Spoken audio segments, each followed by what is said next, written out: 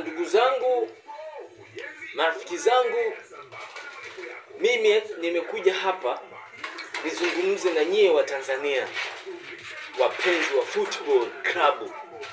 Ukiona hii rangi unajua kwamba namaanisha kuzungumza na nani.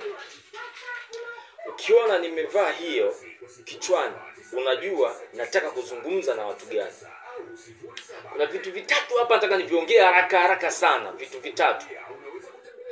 Cha kwanza, nimeutazama mpira ambao umechezwa klabu bingwa kwa nyumbani, kwenye uwanja wa nyumbani, ikiwa ni Simba Sports Club na hiyo timu wanaoijua wao. Nimeutazama mpira. Ule mpira ulikuwa mzuri sana. Ule mpira. Lakini nataka niongee na Watanzania, niongee na mashabiki wa Simba, marafiki zangu. Hivi hii nembo nyekundu hii, hawa wachezaji wanaichukuliaje?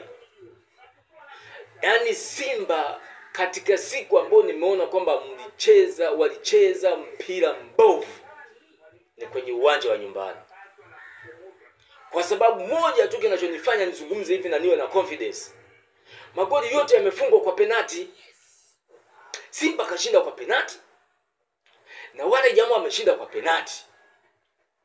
Ni ngoma draw, yani hiyo ni sare clear, sare ambayo haina makando. Sasa kama ushindi ni wa namna hiyo, na kwenye timu kama ile pale, na Simba ni lidude kubwa kama wanavyosema wao, inakuwaje unakuwa na ushindi mwembamba, tena ushindi wa papatu, tena ushindi wa ngunji?